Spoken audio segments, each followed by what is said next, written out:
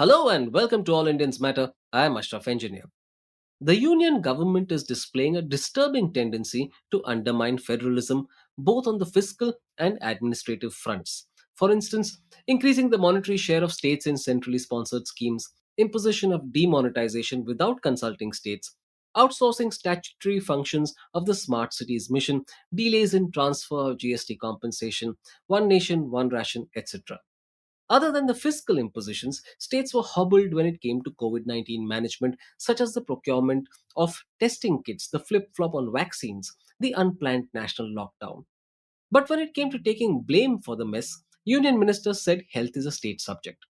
There have been other ways the centre has tried to weaken states' autonomy, for instance, the farm laws and the Government of National Capital Territory Amendment Act 2021 that weakens the Delhi state government. Why is this assault on federalism dangerous for the country, and what does the future hold? All Indians matter. We have on the show KK Kailash, who's with the Department of Political Science at the University of Hyderabad. His research focuses on political parties and elections, coalition politics, and processes and issues of federalism in contemporary India. He is a member of the editorial managing team of studies in Indian politics and on the editorial board of Commonwealth and Comparative Politics. He is an honorary fellow at the Center for Multilevel Federalism, Institute of Social Sciences, New Delhi, and also a member of the Lokniti Network. Before his move to Hyderabad Central University, he worked at Punjab University Chandigarh and the Regional Institute of Education Bhopal. Kailash has been published in the India Review, the Economic and Political Weekly, Contemporary South Asia, Asian Survey, and Studies in Indian Politics. He has co edited the book Politics of Welfare. Welcome, Kailash. Thank you, Ashraf, for having me here.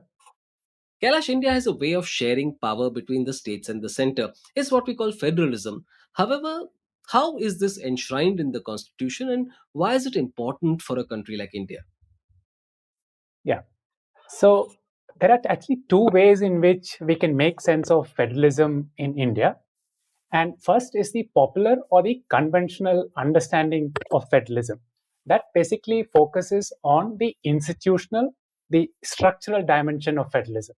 So you look at any textbook on federalism or what undergraduate students will be first taught is that there are these 7 institutional features that all federations have. For example, it should have a written constitution.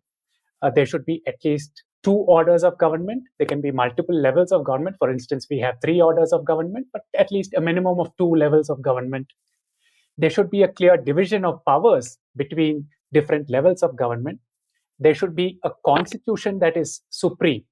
Then there is a sort of an arbiter, like in the form of a court, like a Supreme Court, which sort of gets into play when there are conflicts between different levels of government.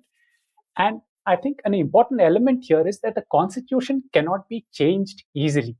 So if there are any provisions that actually need to be changed, especially when it comes to impacting different levels of government, you need to take the permission of the states.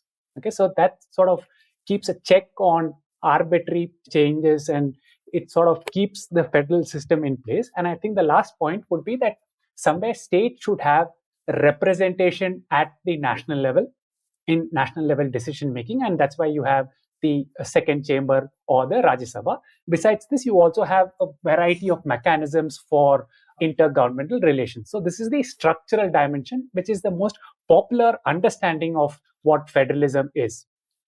But I think when we talk of federalism, more important than the structural dimension is when we look at federalism as a value concept. Okay, federalism as an institutional arrangement, which I just spoke of, about sharing of powers, is infused by a federal spirit. There is a federal idea behind this. Like, why is this designed like this? Why do we have a particular way of working out federalism? So I think this normative element is what gives this design meaning.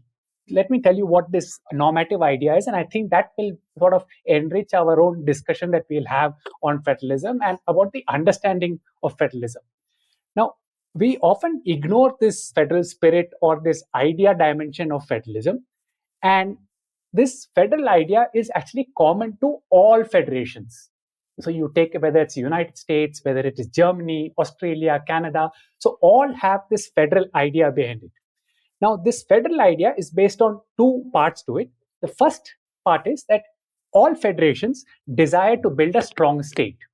Now, when I talk of a strong state, I'm not speaking of strength in terms of military power, but strength in terms of capacity, in terms of efficiency. So you need to have an efficient administration which will be able to sort of uphold the rule of law. It should be fair, it should be just, and of course, be able to maintain external sovereignty. Now, the second part of this, or the second point about this idea, is that there is a dimension which pulls in the opposite direction. So the first idea that you need to be strong pulls towards the center, and there's a pull towards the outer side where there is a desire among people, among groups, among communities that live within that federation to maintain their distinctive identities. They have group attachments, there are community attachments that are there. There are cultural linkages, there are language linkages, religious linkages, traditions, practices, etc. So all these different groups, they desire to have some sort of small political communities. Okay, so that those small political communities can address the specific concerns of these different groups. Now, the federal idea sort of brings together these two contrasting pulls or pressures. Okay, so the desire for a union and the desire to be kept separate or to live separately. Like it's, for example, often when I speak in class, like students want to be in the class and at the same time they also want to be out of the class. So a federation is something like that, where you want to be in the federation at the same time you want to be outside as well. So I think the federal idea, it sort of reconciles these two pressures, and that's the institutional setup that we have in the, which I just told you in the beginning. So I think the federal idea is what we need to focus on, and we need to give more emphasis on the federal idea or the federal spirit. Yeah, absolutely. And I think many of the points that you raised are under attack right now, for example, identity and all of that. And we'll talk about it as we go along. But Kailash, before we do that, why do you think the center is undermining federalism? And why is it a danger? Now, let's put it like this, that our particular model of federalism that we have, so this federal idea, as I said, can take different forms. Okay, so there is no one particular form of federalism or federation. Different federations will express this idea differently. And you just imagine that there is, on an imaginary line, on one side, you have, let's say, the desire for union centralization. And on the other side, you have the desire for a more decentralized or a non-centralized setup, the demand for sort of diversity and recognition, etc. So all federations for me will move on this imaginary line.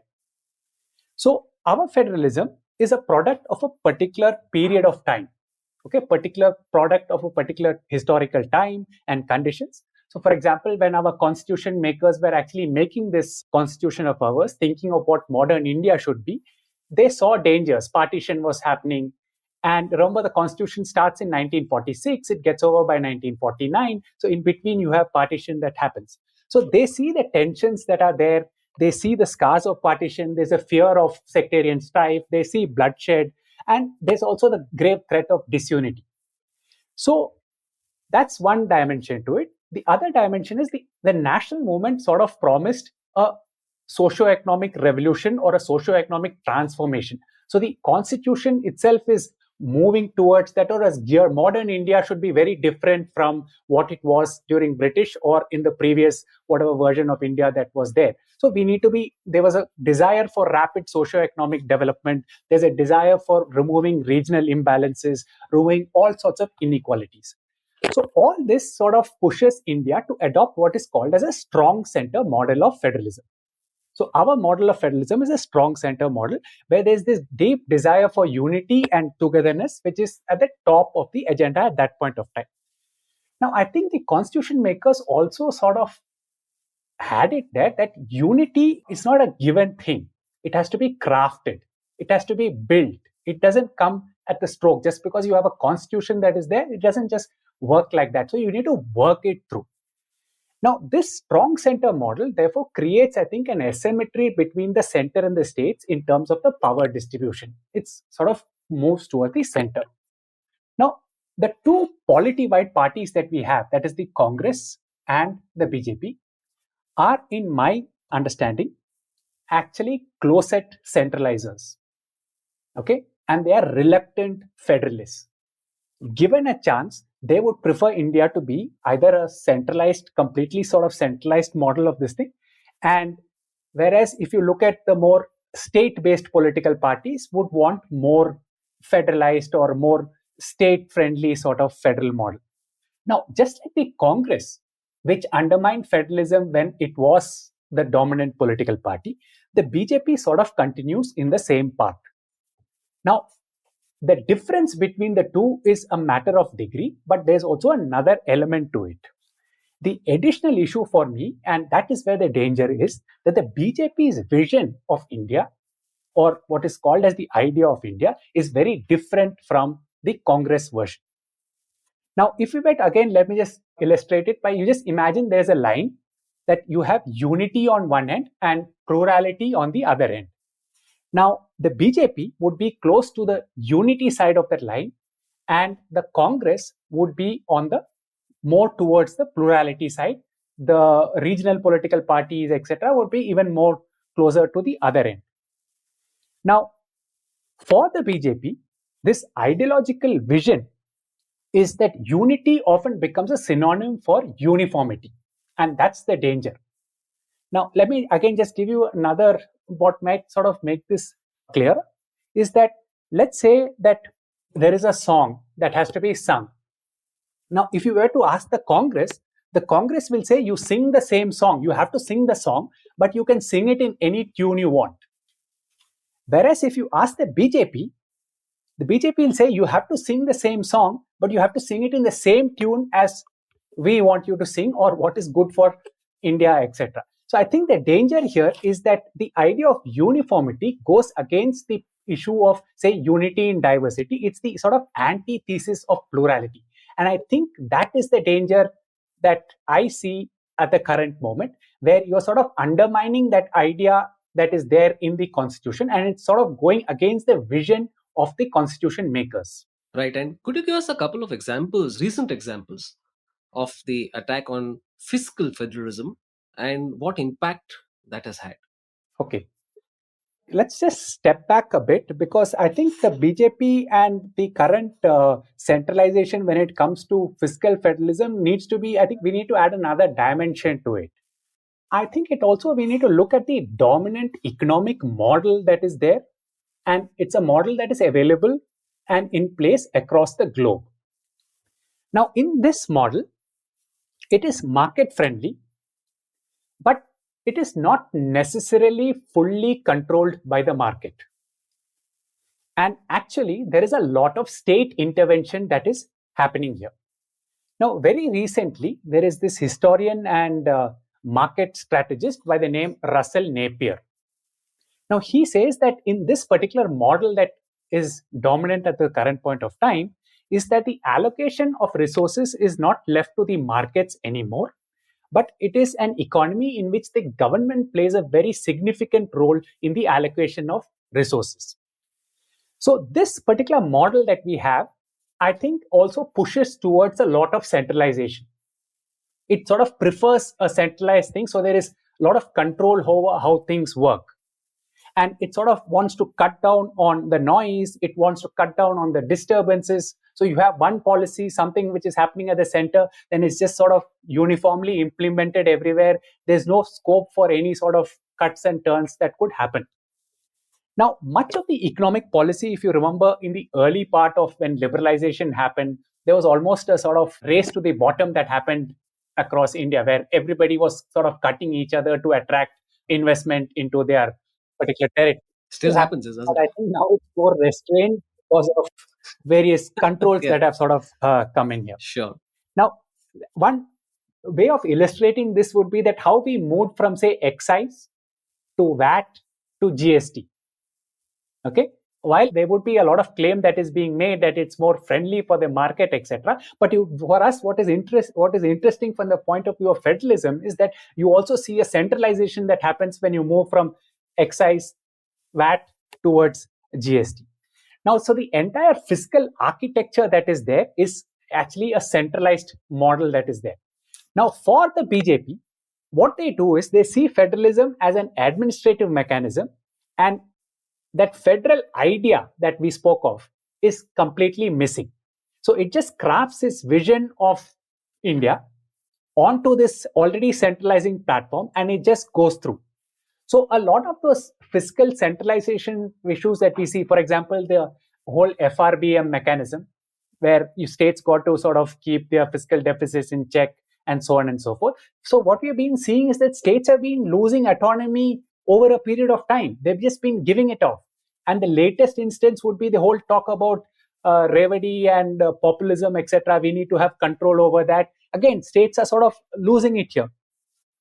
So when we look at, let's say, in the fiscal side, there is centralization that is taking place. And it's just that the government here has sort of gone with it, and it sort of suits its own vision or a model that it has. Now, I think the problem when we talk of fiscal issues here is that the states in India are always looking for money, always short of money. So what the center has been doing is that it's been using this classic carrot and stick policy, that you show them some money and states will jump for it and then tell them you do this. So look what happened in GST. They said it will give you compensation for 5 years. You give up your powers to tax. States jumped for it. States went for it. So I think it's that centralizing tendency that is there in the economic model. It's been very convenient for the BJP to sort of adopt and go along. But I think the difference between different regimes or political regimes that we see is that whether it was the coalition governments or whether it was the Congress, there was a great deal of consultation that went on between the center and states before they adopted something. And this consultation, I think, is missing in this particular era of so-called cooperative federalism. We see this consultation and dialogue between the center and states not happening. So one of the examples which I could think of immediately was the whole issue of fiscal centralization, but we could go on. There are other issues as well where we see a similar sort of pattern that are happening. Yeah, absolutely, Kailash. But given this lack of consultation that you mentioned, it's a good time to talk about a couple of examples of laws that were passed without consultation with states. And if you could give us a couple of examples of that, and again, impact on federalism. Yeah. We could think of a couple of them, like, for example, what was the first major opposition to the BJP-led NDA government has been farmers' agitation against the 3 agricultural laws that were passed in Parliament. Agriculture, as all of us know, is a state subject. So again, we did not see any consultation that sort of happened between the center and the states obviously opposed it. Then related with the agriculture thing, there was also this whole issue of the Electricity Amendment Act of, I think, 2022 or 21 or something, where again government wanted to sort of privatize. I think one distribution was supposed to be privatized and states were supposed to be reducing their subsidies, etc. That's another thing. Then more recently, you have the new education policy that has come up. Again, education is in the concurrent list. States say that they were not consulted. It's just been given to them to sort of implement. Then I think sometime earlier this year, there was this Indian ports bill where they were sort of minor ports were sort of being controlled by some central agency. And I think even the Gujarat, for instance, which is BJP ruled government, actually was one of the first states to sort of object to the center taking over minor ports. Already big ports have been taken over, but now minor ports, states did not want to sort of give it. And I think Tamil Nadu has been at the forefront of objecting to this. And I think very recently, or sometime, or maybe a couple of months back, there was this where they started this ministry of cooperatives. Whereas cooperatives is again under the state list, but you have the center setting up this. Now, I just want to mention one point here to show that there is some continuity in all this. So whether it is the new education policy, so you had a 1986 new education policy when the center actually started playing a big role in the education sector. So that also was an intervention that took place. But I think that point of time, there was greater consultation which took place. So I'm coming back to the point about talking to the states. Now, the Ministry of Cooperation thing is actually a very old idea that has been on the table for a long time. So in 2011, there was what is called the 97th Constitutional Amendment Act, which actually made provisions for cooperative societies, which were supposed to get legal status. And the idea was to make them autonomous, to make them more transparent, professional, so on and so forth. Now, cooperatives is a state subject. So this is 2011. So cooperative is a state subject. Now this law this act sort of takes over that, and this is struck down by the court, but again by the Gujarat High Court first, and then it goes to the Supreme Court. So the court says that the center doesn't have this power to do it because it requires ratification of half the states, something like what we saw which happened with the GST. So this Cooperative Amendment Act did not go through that procedure, and therefore it was struck down. Now, what the difference here is that this 2011 Amendment Act was a result of a consultative discussion that took place between the center and the states in December 2004. So, where all ministers, state ministers, that is cooperative ministers, sort of agreed to this Amendment Act. So, when the NDA government sets up this Ministry of Cooperation, it is basically to sort of overcome this break that has taken place. But again, no consultation, no dialogue is taking place. That's where the sort of backlash is happening. So come back to the point about consultation, come back to the point about dialogue. I think if you were to have greater dialogue between the center and the states, more consultation with the center of the states, and I think then things would be smoother. Even if powers were to be taken away from the states, I think states will be more willing to talk and discuss about it. Now, without this consultation, that's where we are hitting this roadblock time and again. Yeah, but it's also the way the laws have been used that's a problem, isn't it? For example, the way the UAPA has been liberally used, or the imposition of the National Disaster Management Act without consultation with the states. Again, for those who don't know, it gives the center extraordinary powers to monitor the movement of people and goods during disasters, and is to be used for short periods only. It was used during the COVID-19 pandemic, but that imposition continued for a long time. Again, yeah, this is again a classic example of absolutely not speaking to states, and the very old idea that the center knows best. Center knows everything. Center knows how things have to be done. Only the center knows what is good for the country, and therefore, a national disaster, when you have the lockdown sort of being imposed in just 4 hours. Okay, and again, what we see here is that there's a lot of political interest or political interest and political moves that are happening. For example, we remember that the Madhya Pradesh government just sort of changed hands, or sort of there was defection from Congress. Yeah. That's right. The Kamal Nath ministry fell, and the Yeah. Shivraj Singh Chauhan ministry came in. So it happens after that. So there's actually time given for all those type of movements, and then you sort of hit back at the opposition. So I think what is happening here is that I think states were very critical of whether it was the lockdown that was happening. And I think at that point of time, there used to be these, what is called, they had some meetings. There used to be these online meetings that used to happen. But I think many states did not get the time to actually speak because time was rationed and only some certain states got to speak. And I think many of the non-BJP ruled states actually were not given adequate time. So again, back to the old point that talk, but talk with genuinely that you need to talk and you need to hear the opposition. You need to hear other voices. You just can't hear your only one party voice that is happening, because that's going against the spirit of federalism. That violates that federal idea that we spoke of in the beginning. What about the use of investigative agencies, the CBI, the Enforcement Directorate, and their use against opposition state governments? We've seen it in Maharashtra while the NCP Congress Shiv Sena government was in place. We are seeing it continuously in West Bengal. We are seeing it against the AAP government in Delhi. Yeah. So again, as you mentioned, again, it's just being used to weaken and sort of, in a way, sort of, what should I say? It's threaten non-BJP governments. And there's this thing like once you shift from another party to the BJP, then all these cases sort of are removed, and you sort of become. It's like a whitewash. It's whitewash. You become very clean. So, but what you also notice is that over a period of time, I think at this particular moment, there must be at least 8 or 9 states which have actually withdrawn permission for the CBI, what is called as the general consent, for the permission to sort of, for the CBI to sort of investigate probes in those particular states.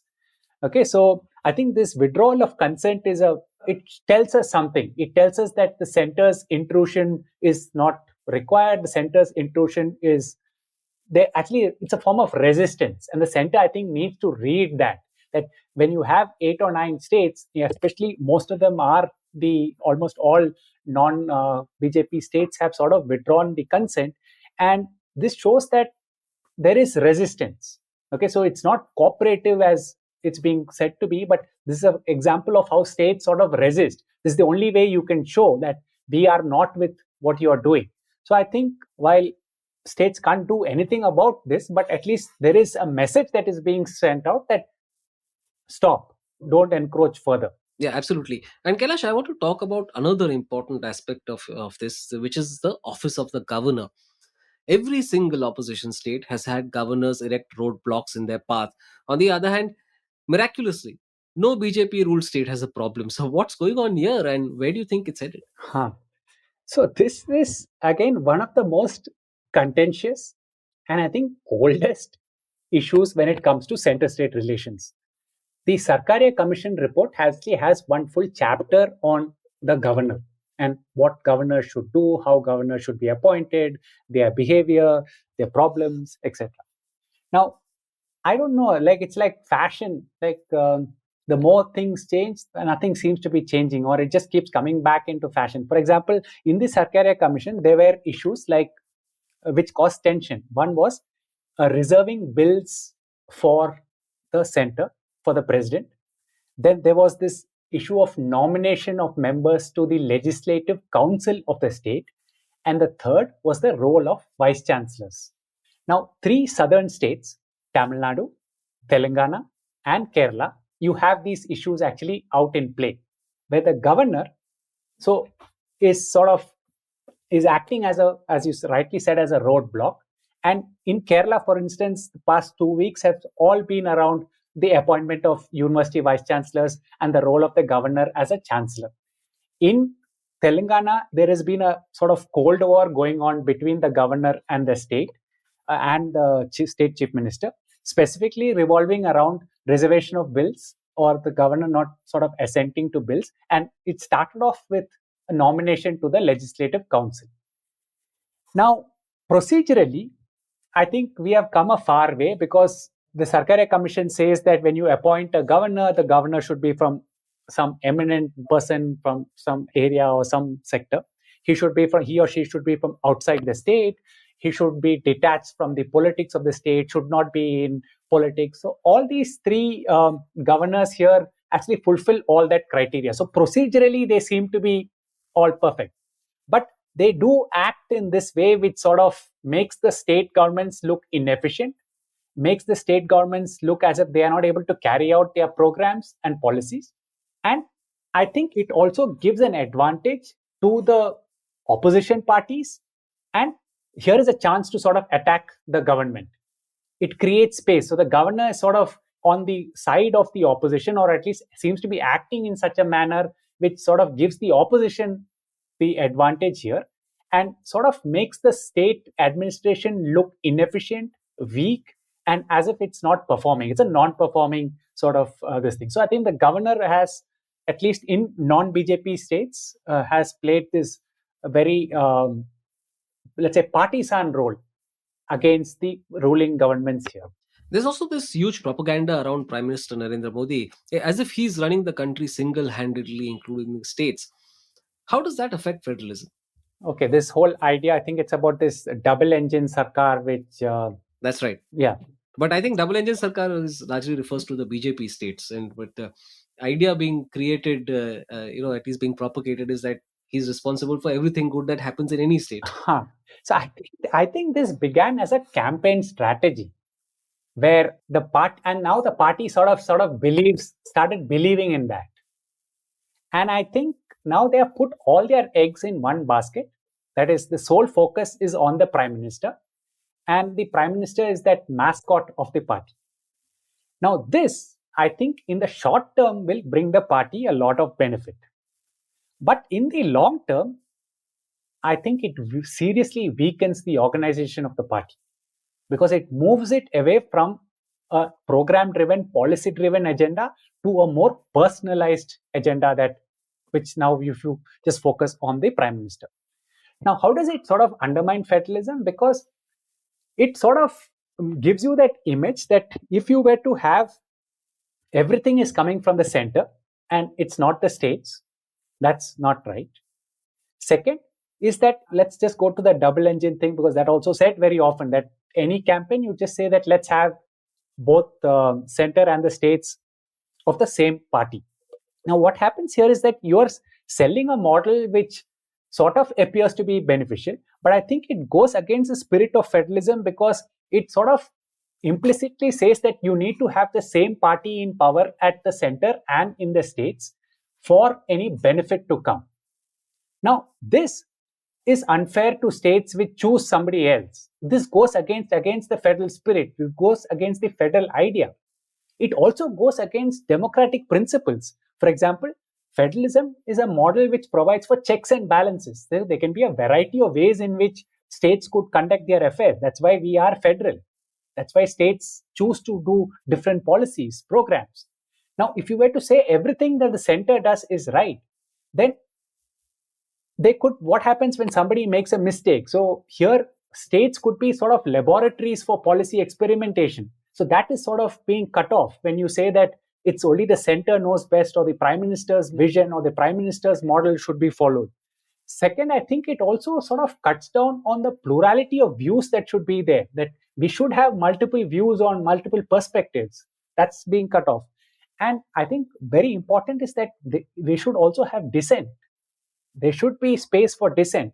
So by putting everything that it is on the prime minister, I think we are also, it's not only merely weakening federalism, it is also hurting our democracy in the long run. Yeah, absolutely. And ironically, Modi is perhaps the only PM to have abolished a state, Jammu and Kashmir, while others have had states created on their watch. Huh.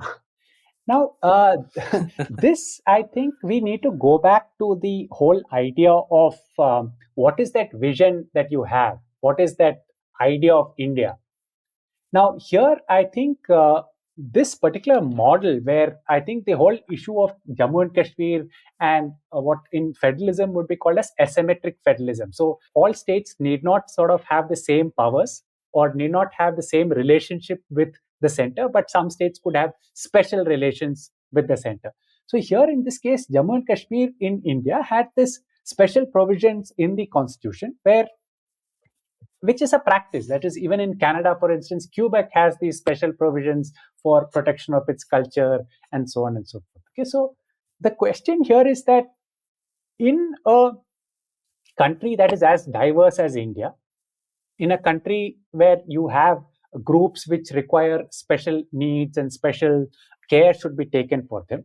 So I think the asymmetric provisions in the Indian constitution was a mechanism to accommodate this diversity. Now, we need to ask that because for the BJP and for this particular government, what happened was they're saying that by treating somebody differently, you are sort of creating sort of inequality there. Now, when you have asymmetric provisions in the constitution, we need to look at the outcome. We need to look at the outcome. So in the sense that if you were to treat everybody equally, but the outcomes could be very unequal. I hope you're getting the point. Absolutely, for example, yeah. Let's say that there is a running race or a running competition. It's a short race, and both men and women were to take part in that race. And let's say it's just a 100-meter dash. It's more likely, it means given what data tells us, that men are likely to win that particular race. But if you were to give, let's say, women a head start, and then the race is likely to be more equal, more in the sense that results are more likely to be equal because women have a fair chance of actually getting to that prize. So I think BJP's model of treating everybody equally at the starting line then leads to sort of unequal results.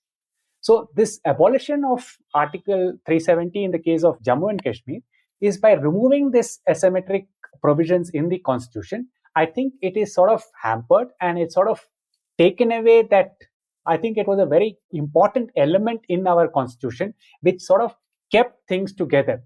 And it's not only the state of Jammu and Kashmir which has these special provisions. There are other parts in India also which have these special provisions that are there.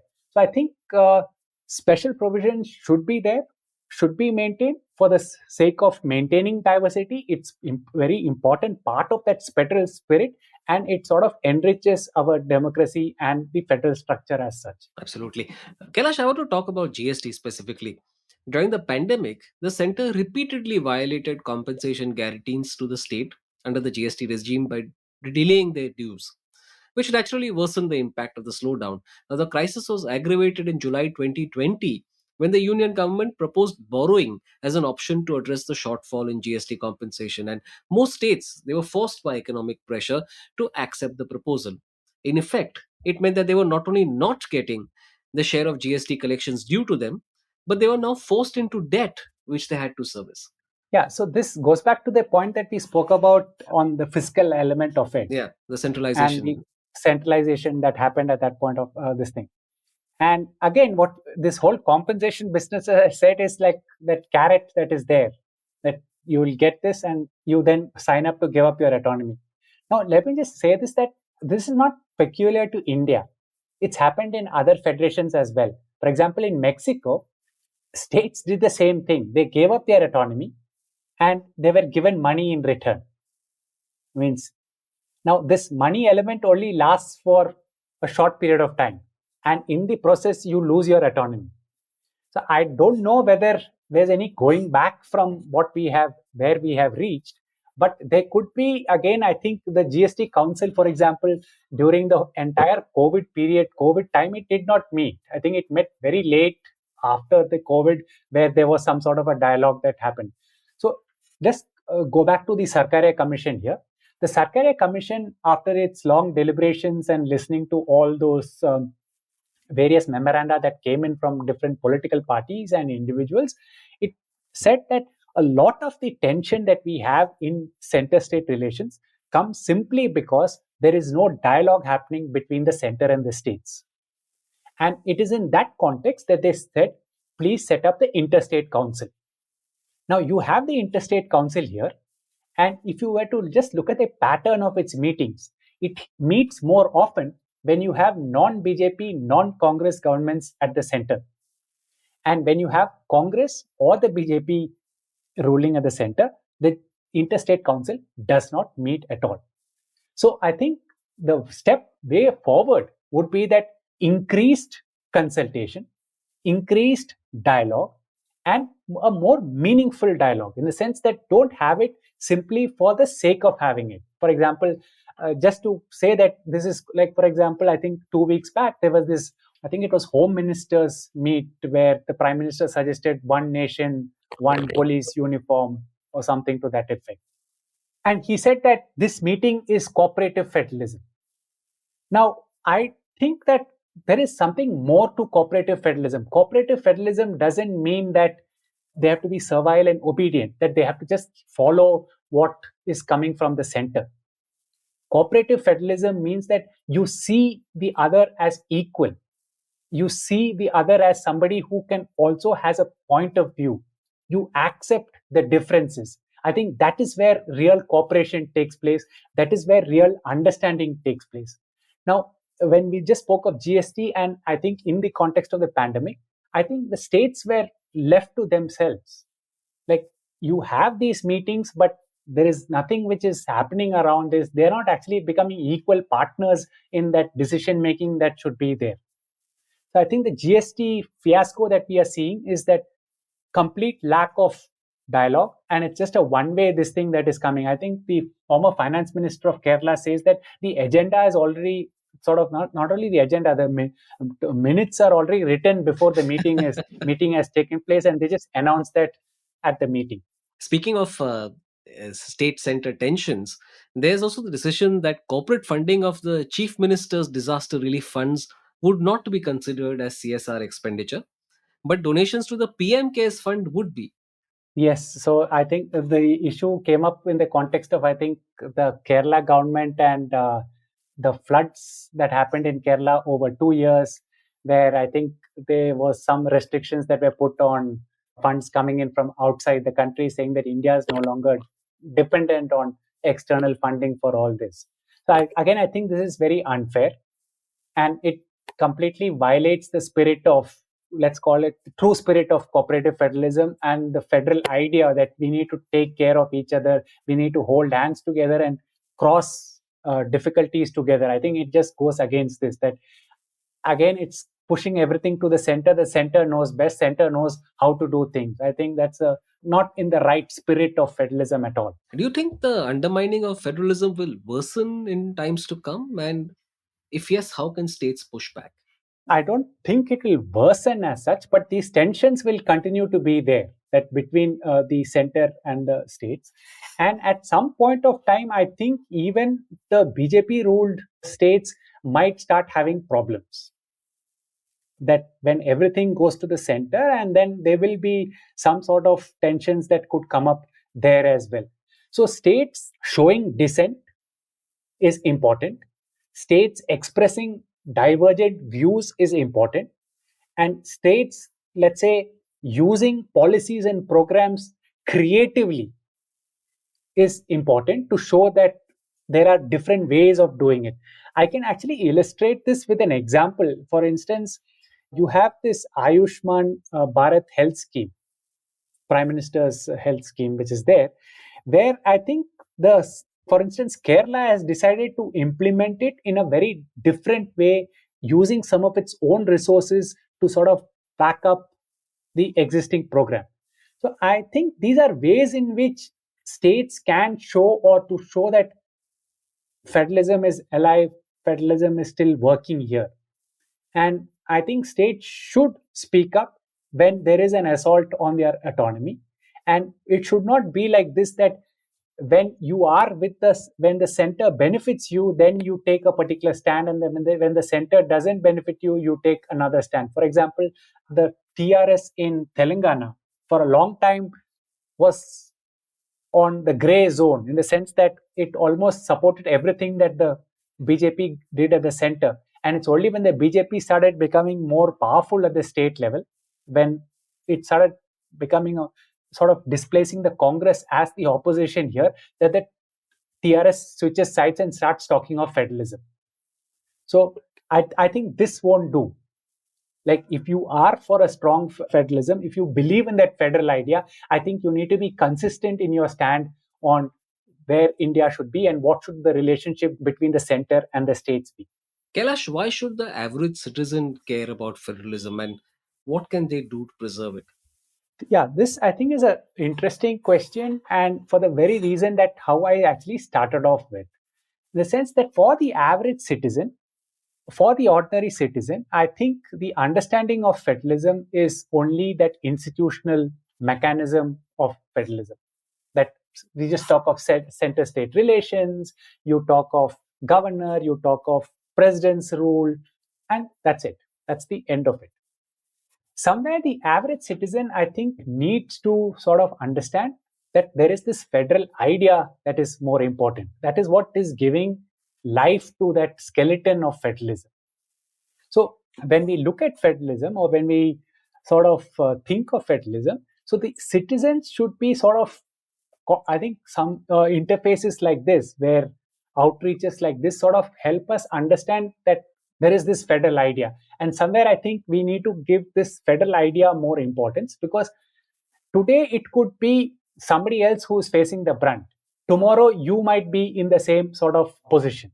So I think citizens need to understand that what India is, the idea of India is this land of diversity with the land of differences and a land of plurality.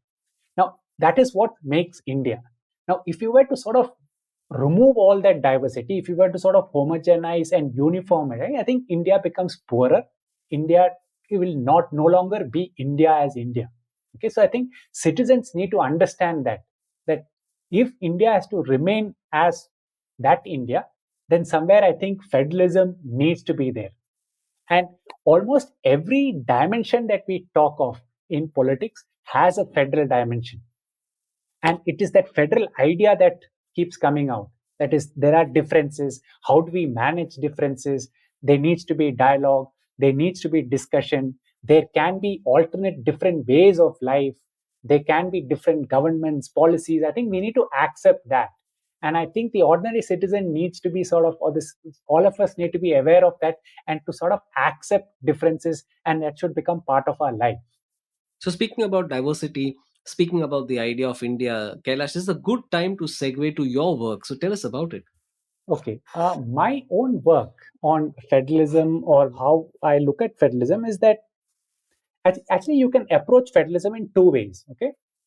One is federalism as something to be explained. For example, why do we have federalism? What type of federalism we have? How does federalism work? So on and so forth. Okay. So here, in technical terms, federalism is the dependent variable here. Now, the other way of doing it is to look at federalism as explaining something else. So federalism becomes an independent variable. So for example, why is India's party system like this? Or why do we have a particular type of coalition forming in India? Or let's say river water disputes happening, so on and so forth. This is federalism is an independent variable.